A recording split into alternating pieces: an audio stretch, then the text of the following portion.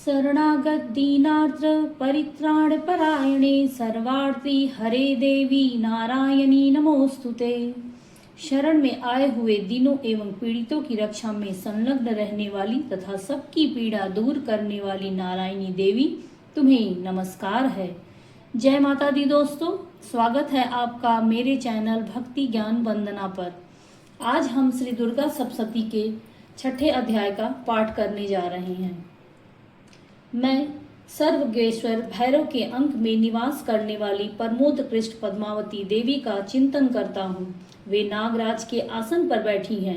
नागों के फड़ों में सुशोभित होने वाले मणियों की विशाल माला से उनकी देहलता उद्दासित हो रही है। सूर्य के समान उनका तेज है। 3 नेत्र उनकी शोभा बढ़ा रहे हैं। वे हाथों में माला, कुंभ, कपाल और कमल लिए हुए हैं तथा उनके मस्तक में अर्धचंद्र का मुकुट शोभित है। ऋषि कहते हैं, देवी का यह कथन सुनकर दूत को बड़ा अमर्ष हुआ और उसने दैत्यराज के पास जाकर सब समाचार विस्तार पूर्वक कह सुनाया।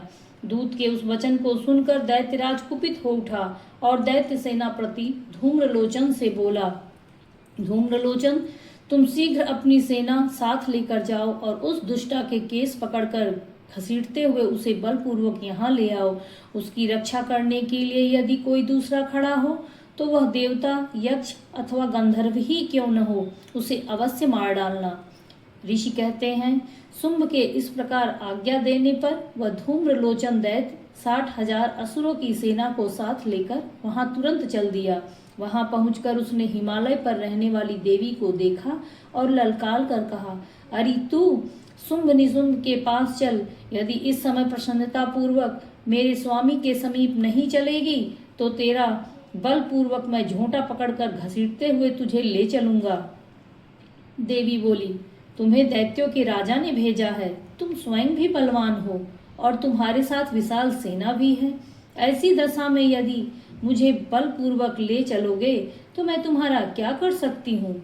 ऋषि कहते हैं, देवी के यूं कहने पर असुर धूम्रलोचन उनकी ओर दौड़ा। तब अंबिका ने की शब्द से उच्चारण मात्र से उसे भस्म कर दिया। फिर तो क्रोध में भरी हुई दैत्यों की विशाल सेना और अंबिका ने एक दूसरे पर तीखे सहायकों, शक्तियों तथा फरसों की वर्षा आरंभ कर दी। इतने में ही देवी का वाहन सिंह क्रोध में भरकर भयंकर गर्जना करके गर्दन के बालों को हिलाता हुआ असुरों की सेना में कूद पड़ा। उसने कुछ दैत्यों को पंजों से मारा और कितनों को अपने जबड़ों से और कितने ही महादैत्य को पटक कर अपने ओठ की दाढ़ों से घायल करके मार डाला। उस सिंह ने अपने नखों से कितनों के पेट फाड़ डाले और कितनों को थप्पड़ मारकर कितनों के सिर धड़ से अलग कर दिया। कितनों की भुजाएं और मस्तक काट डाले तथा अपनी गर्दन के बाल हिलाते हुए उसने दूसरे दैत्यों के पेट फाड़कर उनका रक्त चूस लिया। अत्यंत क्रोध में भरे हुए देवी का वाहन उस महाबली सिंह ने क्षण भर में ही असुरों की सारी सेना का संहार कर डाला। शुंभ ने जब सुना कि देवी ने धूम्रलोचन असुर को मार डाला तब उसके सिंह ने सारी सेना का सफाया कर डाला। तब उस दैत्यराज को बड़ा क्रोध हुआ।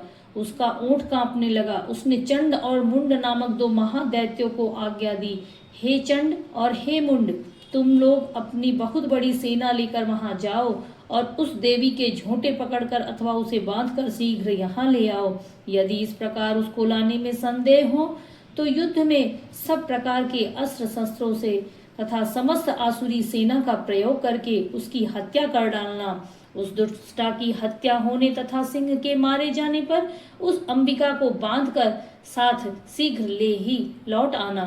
इस प्रकार श्री मार्कंडेय पुराण में सार्वणिक मनवंतरी कथा के अंतर्गत देवी महात्म्य में धूम्रलोचन वध नामक छठा अध्याय पूरा हुआ। जय माता दी। माँ भवानी की कृपा सदैव आप और आपके पूरे परिवार पर बनी रहे, ऐसी मेरी मंगल कामना।